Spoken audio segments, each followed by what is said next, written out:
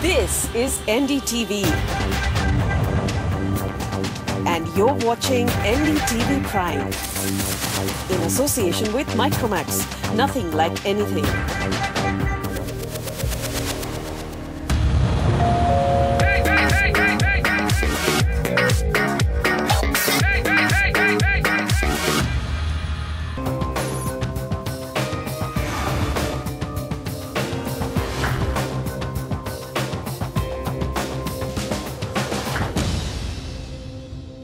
भारतीय टेलीविजन में पहली बार आपके लिए एक ऐसा शो हम लाए हैं जिसमें आपको प्रॉपर्टी के बारे में सारी जानकारी एक जगह मिलेगी। स्वागत है प्रॉपर्टी इंडिया में।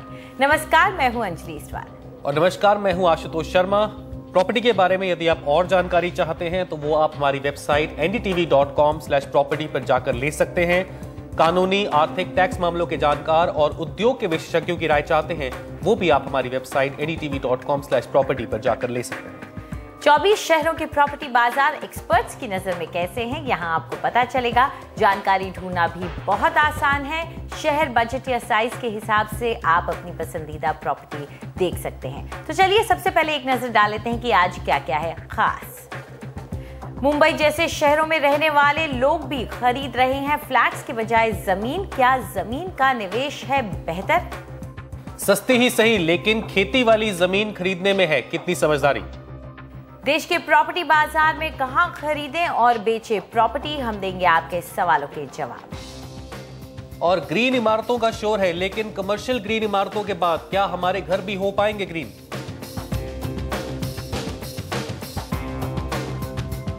तो सबसे पहले बात करते हैं महाराष्ट्र की।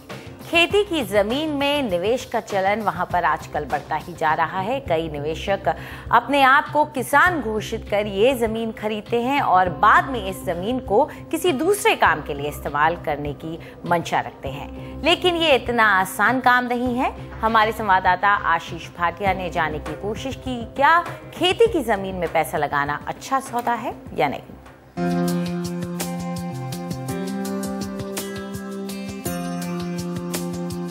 सिर्फ बिल्डर और बड़े बड़े प्राइवेट इक्विटी फंड्स ही नहीं, जमीन के मालिक होना आम आदमी का भी सपना होता है। मुंबई के किसी कायदे के इलाके में बने बनाए मकान की कीमत 75 लाख रुपए से ज्यादा हो चुकी है, जबकि जमीन के दाम 45 रुपए प्रति वर्ग फुट यानी 7 से 8 लाख रुपए एकड़ जैसे दाम सुनकर मुंह में पानी आ जाता है। सवाल है कि जब जमीन खरीद सकते हैं तो सिर्फ फ्लैट क्यों खरीदें? जब प्रॉपर्टी के दाम बढ़ते हैं तो उसके मायने होते हैं कि जमीन के दाम बढ़ रहे हैं।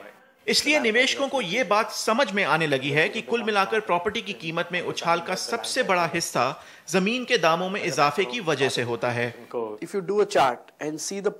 आंकड़े देखें तो पता चलेगा कि पिछले 5 साल में जमीन के दाम फ्लैट्स के दाम से दोगुना ज्यादा बढ़े हैं, यानी जमीन खरीदना फायदे का सौदा है। Twice the increase as what the finished product has become. So clearly as an asset class, land is making more money today.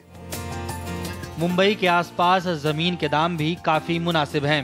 Prop equity के मुताबिक करजत में जमीन 820 रुपए प्रति वर्ग फुट, शाहपुर में 400 रुपए प्रति वर्ग फुट और मुरबाद में 450 रुपए प्रति वर्ग फुट के हिसाब से बिक रही है।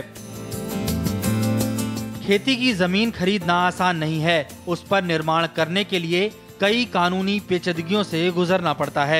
जानकारों का मानना है कि इसमें काफी गड़बड़ियां हैं।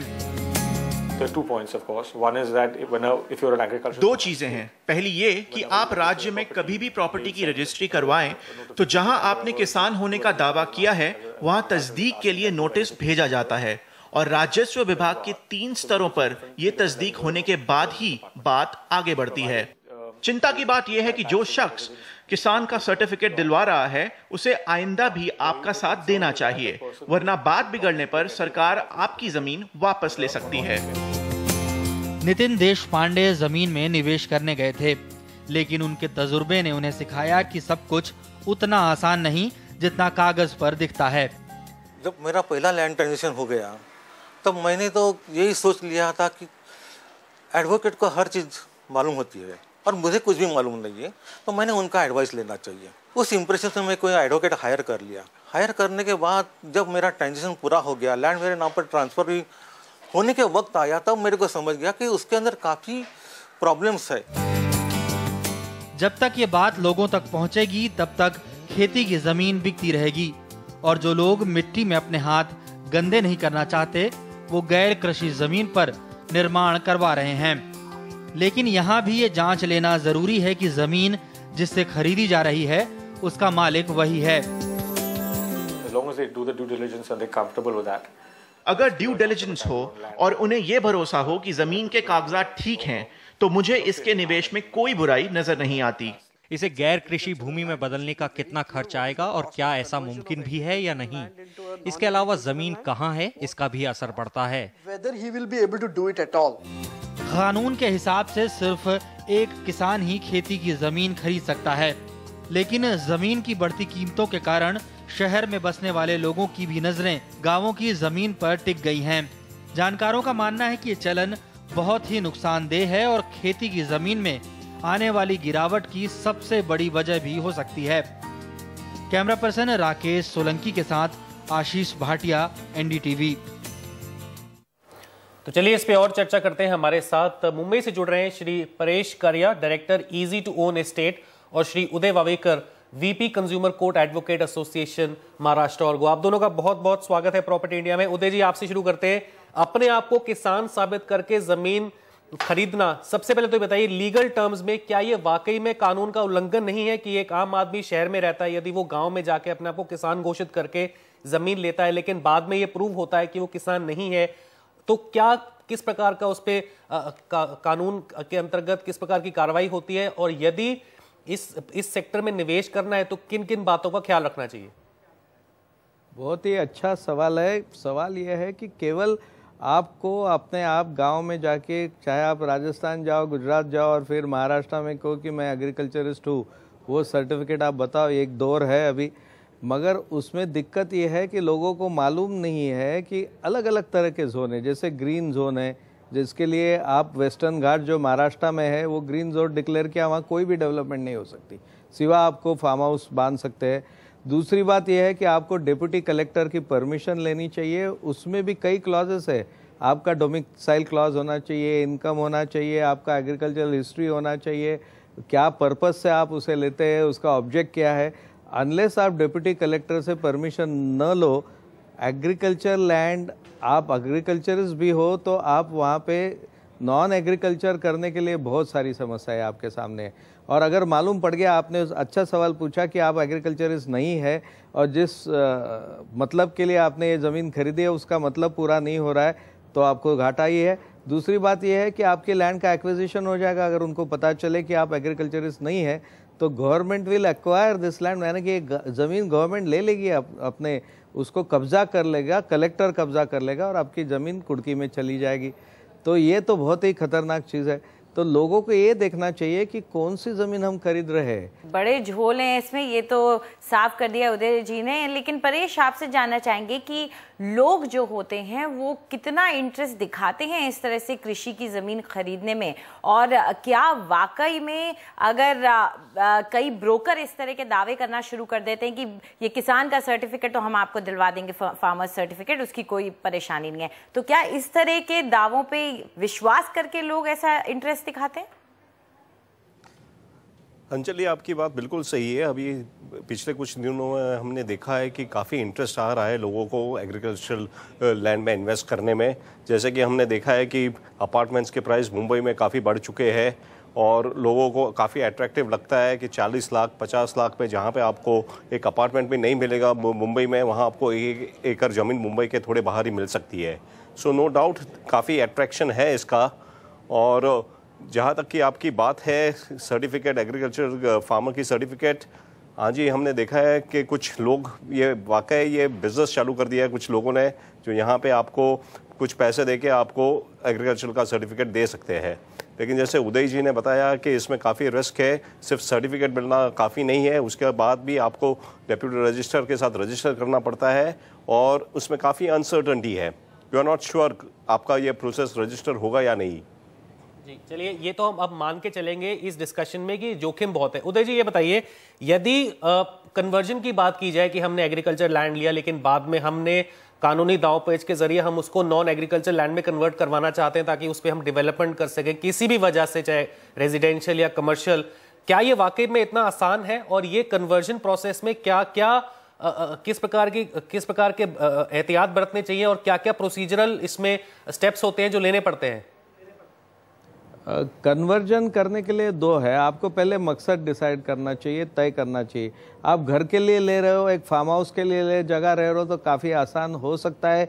अगर आपको एग्रीकल्चर इसका सर्टिफिकेट हो, आप किसान है, वो एग्रीकल्चर लैंड आप डिप्टी कलेक्टर यानी तहसीलदार या कलेक्टर उसकी परमिशन लेके आपने वो परमिशन ले ली हो और आपका रजिस्ट्रेशन हो गया हो, तो आप वहाँ एक फार्म हाउस जो 10% है, 20% है, गाइडलाइन उस हिसाब से बांध सकते हैं। वो काफ़ी आसान हो सकता है। मगर उसके लिए भी लोगों को ये पता नहीं कि इस परमिशन लेने के लिए भी आपको सर्टिफिकेट देना चाहिए कि वहाँ पानी है, इलेक्ट्रिसिटी का सप्लाई है, वहाँ पे इंफ्रास्ट्रक्चर फैसिलिटीज़ का सप्लाई, ये सर्टिफिकेट सारे कलेक्टर मांगता है आपसे। तो जब तक ये इंफ्रास्ट्रक्चर वहाँ पे नहीं हो, आप वो एक फार्म हाउस बांधना भी मुश्किल है। सबसे बड़ी मुश्किल ये आती है कि अगर आप वहाँ पे कोई व्यवसाय करना चाहते हो या कोई बिजनेस या कोई होटल या कोई ऐसा डेवलपमेंट करना चाहते हो जिसमें आपका फैक्ट्री डालना हो, तो आपको बड़ी दिक्कतें आ सकती है। क्योंकि आजकल पोल्यूशन कंट्रोल है, आपका नया ग्रीन ट्रिब्यूनल बना है जहाँ में ग्रीन जोन में बात कर रहा था, ग्रीन जोन जैसे वेस्टर्न घाट में अभी ग्रीन जोन डिक्लेयर कर दिया गया है। और जिसके लिए ऑनरेबल स्वतंत्र कुमार जी जो दिल्ली में प्रेसिडेंट बन गए ग्रीन ट्रिब्यूनल के, और महाराष्ट्र में जस्टिस किनगांवकर बन गए हैं। तो ये देखते हैं कि भाई एक ग्रीन बेल्ट में कोई डेवलपमेंट ना हो। तो अगर आपका ग्रीन बेल्ट में अगर वो लैंड आ गई, जैसे वेस्टर्न घाट की मैं बात कर रहा हूँ, तो आप तो वहाँ कोई डेवलपमेंट कर ही नहीं सकते, कोई भी व्यवसाय आप वहाँ नहीं कर सकते, पोल्यूशन की सारी दिक्कतें आपको आएगी। तो ये सब जब तक आपको कानूनी दांवपेच पूरा क्लियरेंस नहीं मिलता है, इस ज़मीन में हाथ डालना मैं कहूँगा शायद आपको मिट्टी मिले सोना नहीं मिल सकता। तो हाँ, अगर आप बशर्ते एग्रीकल्चरिस्ट हो और आपको एग्रीकल्चर में डेवलप करना है और आपको वहीं रहना है, अगर आप कहते हैं कि मैं सेकंड घर या सेकंड हाउस, जो ड्रीम लोग आजकल बेच रहे, सपने बेच रहे कि ये हमारा सॉफ्ट कॉर्नर है, वाइट कॉर्नर है, ब्लू कॉर्नर है, ग्रीन कॉर्नर है, आपको सेकंड घर मिलेगा, आपके लिए एक वीकेंड घर मिलेगा, तो आप भूल जाइए। हमारे दादाजी ने हमने कहा था कि कसने वाले की खेती और रहने वाले का घर, नहीं तो बहुत ही खिटपिट। तो आपको ये तकलीफ हो सकती है, लंबा रखने से मेंटेनेंस की भी बहुत तकलीफ आती है। फार्म हाउस आप कम यूज़ करते हैं, केयर टेकर ज़्यादा यूज़ करता है, आप रिपेयरिंग को जाते हैं। जी बिल्कुल। तो परेश जी, इतना तो साफ हो गया है कि बहुत ही पेचीदगियों से भरा हुआ ये मामला लग रहा है। लेकिन अब जबकि शहरीकरण की इतनी ज़रूरत हो गई है, ख़ासतौर पर मुंबई और उसके आसपास के इलाकों में इतने लोग बढ़ते जा रहे हैं, जो अंदर माइग्रेंट्स आ रहे हैं, उनको रहने के लिए जगह चाहिए, तो क्या इस तरह के कानून थोड़े से अब पुराने और दकियानूसी नहीं होते जा रहे? क्योंकि कुछ लैंड ऐसा भी हो सकता है जो लैंड ओनर खुद भी बेचना चाहता हो और जिसको बेचा जाए तो खेती का नुकसान भी ना हो रहा हो। लेकिन अगर आप बिल्कुल ही मना कर देंगे इस तरह के कानून से कि आप जब तक किसान नहीं है आप तक खेती की ज़मीन नहीं खरीद सकते, तो क्या ये कानून आपकी नज़र में, आपको क्या लगता है, क्या ये सही है या अब थोड़ा पुराना हो गया है?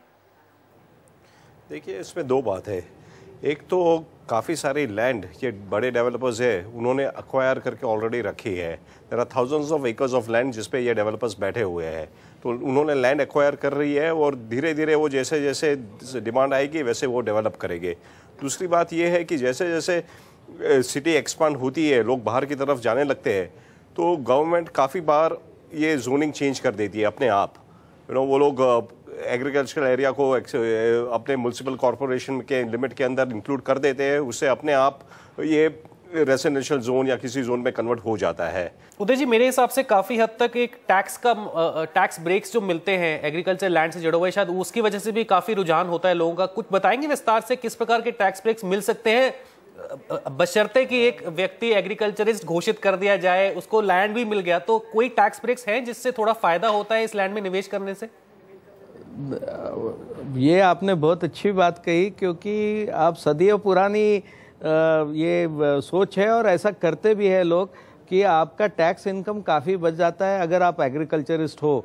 क्योंकि एग्रीकल्चर पे टैक्स नहीं है। वहाँ आप मुनाफा बता सकते हैं या आप घाटा भी बता सकते हैं, दोनों बता सकते हैं। और टैक्स प्लानर्स आपको कहेंगे कि टैक्स प्लानिंग के लिए एग्रीकल्चर यानी कि फार्म हाउस और आप अगर एग्रीकल्चरिस्ट है तो बहुत ही फायदेमंद है। मेरा तो ये कहना है कि गवर्नमेंट को एक सेंट्रलाइज्ड यूनिफॉर्म पॉलिसी करना चाहिए, क्योंकि लैंड रेवेन्यू कोड हर स्टेट का अलग अलग है। वहाँ कोई नेशनल, जैसे नेशनल डेवलपमेंट कंट्रोल अथॉरिटी आ गई है, आप इन्वेस्टमेंट में आपकी सेबी आ गई है, वैसे एक नेशनल कंट्रोल अथॉरिटी चाहिए कि सारे लैंड रेवेन्यू ट्रिब्यूनल्स का एक मॉनिटरिंग अथॉरिटी और हर स्टेट की यूनिफॉर्म पॉलिसी होनी चाहिए। गुजरात की पॉलिसी अलग है, महाराष्ट्र की लैंड रेवेन्यू कोड अलग है, राजस्थान का लैंड रेवेन्यू कोड अलग है, कई स्टेटों का साउथ में लैंड रेवेन्यू कोड अलग है। तो ये जो आपने कहा कि टैक्स प्लानिंग के लिए तो एग्रीकल्चर सबसे बढ़िया है, क्योंकि अगर आपको एग्रीकल्चर इनकम है तो वो इनकम टैक्सेबल नहीं है, और अगर आपको एग्रीकल्चर में लॉस हो गया तो उसका सेट आउट आपके बिजनेस में आप दिखा सकते हो, और ये बहुत ही फायदेमंद है। और इसके लिए बढ़त भी मिलेगी अगर सही मायने पे आप ये जो लैंड है उसका सही उपयोग के लिए ट्रिब्यूनल बनाए, उसमें ऐसे प्रपोज जोन रखे जो क्लियर कट लोगों को मालूम हो कि ये क्लियरेंस हो, और ये लोगों तक इन्फॉर्मेशन होनी चाहिए। सेंट्रल मॉनिटरिंग अथॉरिटी होनी चाहिए। इसमें क्या हो रहा है, मियाँ बीवी राजी तो क्या करेगा काजी, किसी को पता नहीं चलता है, चलते रहता है जब तक कोई आफत कानूनन आपके ऊपर नहीं आती। तो इसके लिए मॉनिटरिंग अथॉरिटी भी होना ज़रूरी है। जैसे माड़ा में है, आपकी SRA में भी अभी मॉनिटरिंग अथॉरिटी आ गई है, तो यहाँ भी एक मॉनिटरिंग अथॉरिटी और एक ट्रिब्यूनल ऐसे यूनिफॉर्म होना चाहिए जो परमिशन दे लोगों को आगे आने के लिए, एग्रीकल्चर लैंड में इन्वेस्ट करने के लिए, आगे एग्रीकल्चर को बढ़ाने के लिए, और सेकंड होम जो आज नया कॉन्सेप्ट है उसको भी बढ़ावा देने के लिए कि हमको भी नेचर की बहुत ज़रूरत है। What is this life full of care and we have no time to stand and stare. ये हमारी मैकेनिकल लाइफ से भी एक लोग चाहते हैं, लोग तैयार है इन्वेस्टमेंट करने के लिए, फायदेमंद है। मगर गवर्नमेंट को भी सोचना चाहिए कि इसका मॉनिटरिंग करना चाहिए और ट्रांसफरेबिलिटी रखना चाहिए। आप और मुझे कानून मालूम नहीं, जब तक हम नहीं जाएंगे, कलेक्टर से नहीं पूछेंगे, तहसीलदार से नहीं पूछेंगे, 7/12 नहीं लेंगे। जी बिल्कुल, तो ये ट्रांसपेरेंसी बहुत जरूरी है। बिल्कुल बहुत जरूरी है, ये सारी बातें ध्यान में रखना। जैसा कि उदय ने कहा, बहुत सारे लोग इसकी तरफ रुझान है उनका, लेकिन कानूनी दांव पेच में बिल्कुल ना फंसे, बहुत ध्यान रखें, क्योंकि एग्रीकल्चर लैंड की खरीद फरोख्त इतना आसान नहीं जितना कि आपके डेवलपर आपको बताते हैं। आप दोनों का बहुत बहुत धन्यवाद हमसे इस चर्चा में जुड़ने के लिए।